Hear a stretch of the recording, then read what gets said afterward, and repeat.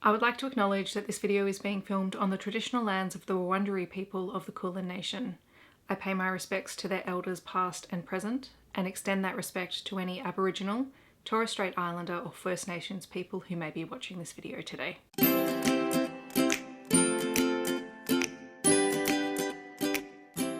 Hello everyone, welcome to another reading vlog.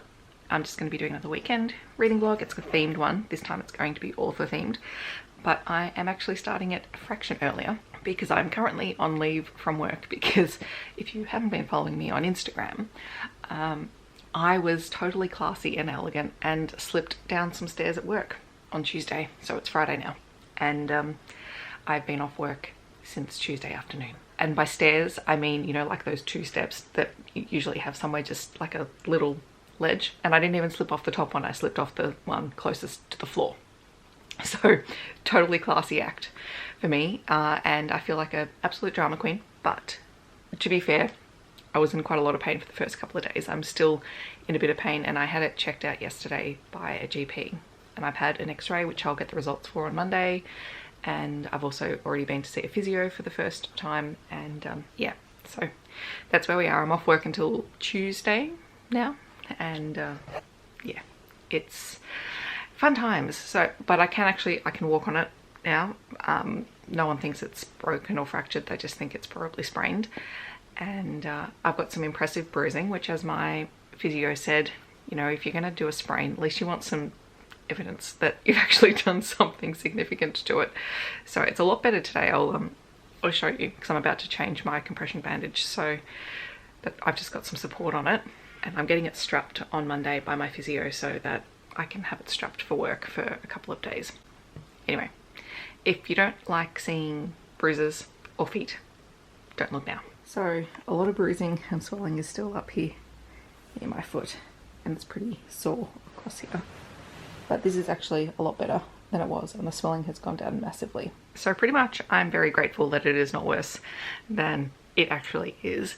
But it does mean that I've had, you know, most of this week off and a little bit of next week. And I'll have to have some modifications at work because it happened at work. So all the medical professionals are basically saying it's a work safe thing.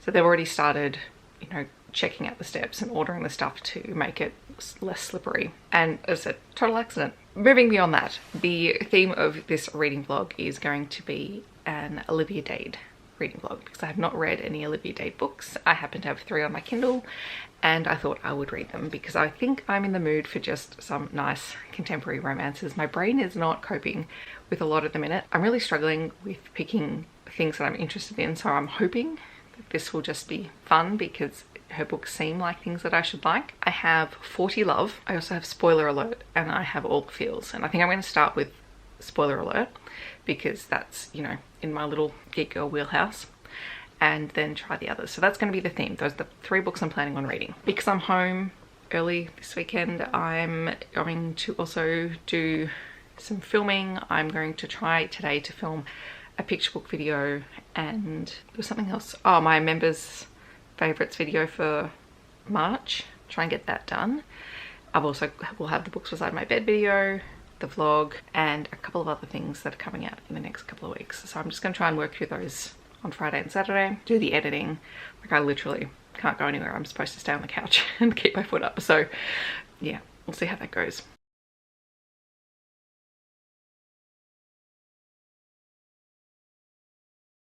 I had an impromptu live show and productivity sprint with Heather because she messaged me after I spoke to you guys this morning and asked if I wanted to do one, so I said yes. And I also vacuumed and cleaned the place, which, yes, I am allowed to do that. And I spent the entire sort of 2 hours while on the live show and chatting with Heather with my foot up on the footstool over there. So I'm feeling not too bad. My best friend is coming over for lunch in about an hour's time, so we'll get some lunch and just hang out for an hour before she has to go back to work. Yeah, I'm not quite sure what I'm going to do now. I might start Spoiler Alert. I think that's the first book that I'm going to read, but I just want to double check a few bits and pieces on the computer before I jump onto the couch. So my best friend just left. We had lunch. She brought me sandwiches, which was really nice. So I think I've mentioned before, my school is quite literally across the road and she works there. and she decided to come over during lunchtime, so we had about half an hour, which was really nice, just to sit and chat to someone and just to see her and just not be by myself. So that makes today really nice. I got to catch up with Heather and I got to catch up with Alex, and now I'm going to attempt to film some videos. So fingers crossed. Oh my gosh. Okay, so I'm, where am I? 60-ish% of the way into spoiler alert, and I am both cackling with laughter at this point in the story and also just dreading the reveal. So if you're not familiar with the story, spoiler alert is about Marcus, who is an actor in a very popular fantasy TV series, and at the very start of the book he's just filmed his last scene in the series, and it's based on a popular book series, and the showrunners have basically tanked the series and done horrible things with the characters, and he's annoyed, the fans are annoyed, but no one knows what's happening in this last season, and no one's allowed to talk about it. But he moonlights writing fanfiction, and he basically rewrites the things that he doesn't like that's happened in the show.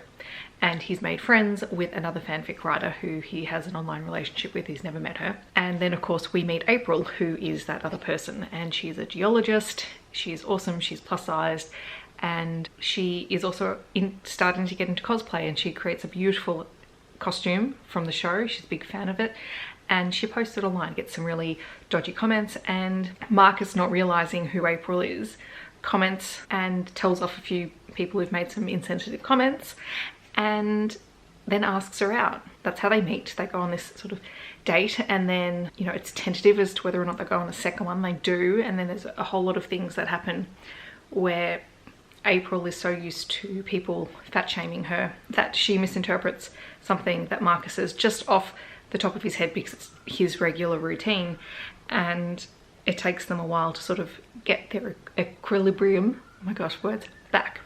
But we've just got to a part where Marcus's best friend Alex, who is also an actor on the show, and he plays Cupid, he has come over and they're just having the funniest scene, and there's this whole thread going around about how information about the 6th season of the show is being leaked, and all the cast are being threatened with, you know, breach of contract if they're the leaks. And Marcus suspects that it is Alex, and Alex knows all of Marcus's secrets, that he writes fan fiction, that he knows April's other persona, and he's obviously, Marcus still hasn't told April at this point. This is what I'm stressed about. But Alex's response to all of this is, wow, so I went and read some of that fan fiction and I read about my character, and then I decided to write about it. And there's excerpts of these fan fiction pieces and other things in the story, and this is where basically Alex has written a little rant about how he doesn't like the showrunners because they've unnecessarily killed off all these characters in ridiculous ways for the sake of it, and he's just included it in the fic. And it's just hilarious, and I know Alex's book is the second one, so I'm very looking forward to reading it. Hello everyone. Sorry if you can hear the exhaust fan going on in the background. I've actually got dinner on the stove because I couldn't decide what to eat. It's like nearly 7:30 and I'm starving, and I just could not make my brain cooperate. And I was even looking at Uber Eats and I could not make my brain cooperate because everything said 50 to 80 minutes and I'm hungry. I'm just going to be making some egg sandwiches, so I'm just boiling some eggs now. That's about where my brain is, and we're just going to deal with it. So I finished spoiler alert, I loved it. It's really fun, and even though, you know, I did get my third act breakup conflict thing that was stressing me out, I still loved it because both characters have their own insecurities, and both of them have quite toxic family relationships that they're trying to work through, their relationships with their parents, but they do and don't communicate that effectively with each other, and that has implications for their relationship. The whole thing comes to a head, and then the next time they see each other is at a convention, and I loved it. It's body positive. It shows how capable Marcus is with his dyslexia, how he's learnt to work around it and to not let it stop him. April is just a firecracker of a character. I absolutely love her as a character, and it's great. I am going to start All the Fields tonight. I don't know if I'll finish it because it says it's 400 pages long, but I may just camp out on the couch and finish reading it because I loved Alex in this first book, and I just want to read it. I really, really do. I'm enjoying it, and I'm so excited for Shipwrecked. I haven't even read the second book, and I'm excited about the third book because that follows 2 more actors from Marcus's TV show, and I just love the little snippets we get of them so far in the first book. So very excited. This was a good life choice this weekend. Love is like a roller coaster, but I'm trying to hold on. I don't want it to stop. Even though we fight sometimes and it feels like a war zone, I still care about us. How do you move on when everything goes wrong? I'm trying to find a way to get you out my head. Don't know how to cope with being so broken. Girl, I can't forget about what we said. I just wanna love you a little bit more. Don't just walk away from me and close the door. Baby, pull me closer now. Okay, so I'm not far into all the feels because I forgot that I was going to upload my April TBR video tonight, so I had to quickly edit that. And also this is not the most flattering angle, so sorry. But I'm really enjoying it. I'm laughing out loud because Alex is just a delight of a character. And he is an actor, he has ADHD. And he is constantly getting into trouble on set and off set, and so the showrunners have put a minder on him, and that's Lauren. But the thing I wanted to stop and mention is that the whole way through the first book and this book, the actors are talking about their past movies and TV shows and things like that, and some of the premises of these things just kill me. Alex has just finished talking about one of his films where he was acting opposite a mime, mostly because Lauren's not giving him any feedback. She's literally ignoring all of his behavior and he's trying to provoke a reaction. And so he makes a comment that his co-star talked more than Lauren does. And Lauren's like, well, that was because she's an actress. And he's like, no, in the actual film. And she said, well, then she was a terrible mime. But then we go on to find out that the movie is called Mimes and Moonlight. I don't know why that makes me laugh as much as it does, but it really does.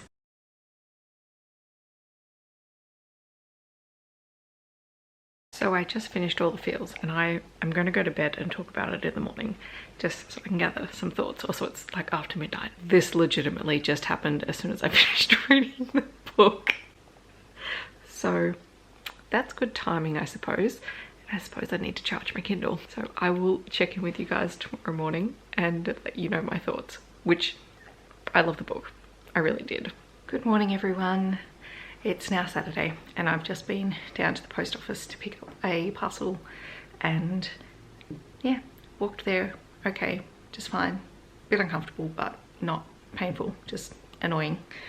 And I will show you what I picked up in a little while. I just thought I'd say hi. I know I still have to do my thoughts on all the feels, but I also have to do my notes for filming today. So I'm going to do my books beside my bed notes and then I will catch up with you guys after that.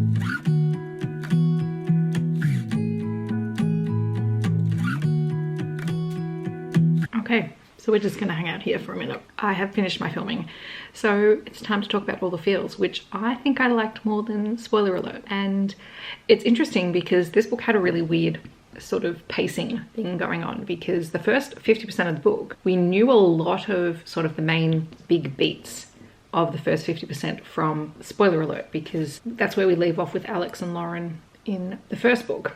Is a scene that takes place at 50% of the way through all the feels. So we get a lot more backstory and things, obviously, that lead up to their relationship in the first 50% of the book. And then the second 50% of the book is, you know, what happens next and how they deal with the fallout of basically Alex torpedoing his career. I find it really fascinating because in spoiler alert, Marcus was described as sort of the golden retriever of the cast, in that he just has this very bland public persona that he portrays and is non-offensive. And for all that Alex is this explosive ball of chaotic energy, he actually felt like the golden retriever of this book. Like, he is unwaveringly loyal to his people. He literally burnt a bridge because he was defending Lauren, and he does that constantly, which is not healthy at all, because he's incredibly good at sabotaging his own things for the sake of other people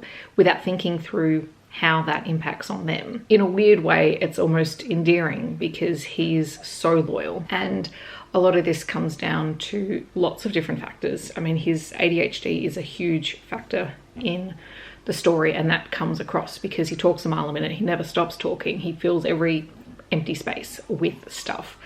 And he just, like, whatever he thinks comes out of his head, which is sort of what's happened with his fan fiction. Lauren is very much not like that. So she worked in the ER. She's a therapist, and, you know, part of her job was assessing patients who come into the ER. And, you know, she's burnt out. She's done that for 13 years. She's burnt out. She needs a break. And so she takes the time off, ends up being roped in by her cousin to babysit this rogue actor who got caught out in a bar brawl and, you know, had to be bailed out of jail. No one ever asked him why he did it. They just assumed that he was just going to do it for the sake of doing it. And, you know, this is his way of acting out. But we find out, you know, obviously things are a lot deeper than that. They both have their own issues. Lauren is very capable of defending herself. She, you know, is plus size and she's not conventionally attractive, and people call her on that all the time, and she's quite happy to defend herself. She's, you know, she's dealt with it her whole life. So it's very unnerving for her to have Alex just constantly try and step in and do it. Like, they have to have lots of conversations where she's like, you cannot keep doing that. It's my responsibility, and I'm capable of stepping in and standing up for myself, because he can't rein in his anger when people do that to her. He has his own things where, you know, he feels horrible guilt for something that happened to his mother. So content warnings for past off the page domestic violence. He feels guilty that he didn't see it and that he didn't stop it, even though he was an adult and he was off living his world, and his mother never told him. It wasn't his responsibility to try and fix it. And yet he still feels that horrible guilt that drives everything. So when he acts out, like, there's always a trigger, and what he needs to do is to learn how to figure out how to rein that in. So yes, I'm rambling a lot, but I really enjoyed the story. I thought Alex and Lauren had a great dynamic. There were lots of really poignant moments. Admittedly, the pacing is a bit strange, but it honestly didn't deter me in any way. I thoroughly enjoyed it, and I'm so excited for Shipwrecked. I can't wait to see these two characters, and I really hope Kara gets a book. Kara? I don't know how to pronounce that version of the name, but she just seems like an absolute firecracker, and I'd love for her to get a book. Yes, I'm really enjoying these characters. But for now, I'm going to try 40 Love and see how I feel about that one. Hi guys, so I did start 40 Love earlier. I'm about 60% of the way into the book, but I had to stop reading because I went downstairs to a cafe that is literally downstairs next to my apartment, so I was not walking very far, to catch up with a friend who I haven't seen for about 6 months. So it was nice just to sit down and have a chat to her. And I realized I forgot to show you the things that I picked up this morning. So I had some mail arrive, and I've got some books, picture books, not my books, and also a dress. So I thought I would show you that really quickly, and then I'll update you on 40 Love. So the first two books are shortlisted books this year for the CBCA Awards. So there's Winston and the Indoor Cat by Leila Raj, and What Do You Call Your Grandma by Ashley Barton. So I haven't read these yet, but I will soon. And then from the post office this morning, I picked up this series of books. In fact, there were 2 packs, and I think there are 6 books here, and they were like a total of $30 for all 6. So this is the Meet series. So Meet Ned Kelly, Meet Nellie Melba, Meet the Flying Doctors, which I do actually already have. So this one I'll be gifting to a fellow teacher. Meet Sydney Nolan, Meet Don Bradman, Meet Douglas Mawson, Meet the Anzacs, which I really wanted because Anzac Day is coming up, and also Meet Mary McKillop. So these are really fantastic fiction, non-fiction texts, or fictional non-fiction texts, I should say, and they all follow Australian history. And then my dress is from Carla Cola. So one thing they had on their site was this fabric offcuts pack, and I love the prints that they have, so I couldn't resist. Like, I will probably not sew with them, but I might use them for gift wrapping and things like that, which I think is a cool alternative and something a little bit different. And then this is my dress. It is a Pete Chroma dress, or Pete Chroma design dress. So this is my dress. Please excuse the mess everywhere else, but look at it. I love the pattern. Okay, so I just finished 40 Love by Olivia Dade, which wraps up my Olivia Dade books for this weekend. and I enjoyed this one. I think I preferred the spoiler alert series a little bit more, and I have a feeling it's because I didn't realize this one was about a teacher or an assistant principal, and I tend to, well, it's not that I don't enjoy books with teachers, I am a teacher, but I don't tend to gravitate towards them naturally, and some of the concerns that Tess, the heroine in this book, have are things that I'm constantly thinking about as well. So yeah, sometimes it just gets a little bit confronting. So yeah, I think I preferred spoiler alert and all the feels. But that said, it was a really great book. And the one thing that I've noticed is that Olivia Dade writes just beautiful cinnamon roll heroes, because Lucas in this book is just a darling. So this is about Tess, who is about to turn 40. She's on holidays on an island in Florida, I believe, and she's out one morning early at the beach and her bikini top falls off, and she's very top heavy. I sympathise. And the only way that she can sort of save face with a group of kids coming along is by calling on this strange guy who she hasn't met and using him as a human shield. And that happens to be Lucas. And later on, she finds out that he's actually the tennis coach on the island, so he runs private lessons for people who are on holidays. What she doesn't realise is that he's a former professional tennis player who basically had to bow out of competing because of multiple injuries, and he just couldn't play anymore, and he's only 26. So, you know, that was a devastating thing for him, and he's still coming to grips with that in some ways, and in other ways he's where he wants to be at the moment, and that's, you know, living it up and having very breezy days and coaching tennis and not having too many cares in the world. He's an insatiable flirt and just very, very sweet. He's also Swedish. Anyway, they start having tennis lessons. He's really attracted to her. He makes absolutely no secret of that. And eventually they agree to have this sort of holiday hookup thing going on, which leads to real feelings. And they have to consider what this is going to be like, because they only have 2 weeks together. There's a whole lot of other stuff that's going on, because Tess is there on holiday with her best friend, who's also going through some things, but that sort of happens off page, and I wouldn't be surprised if her friend has a book. I'm assuming that she probably does. And yeah, they have to figure out, you know, could they make this relationship something more?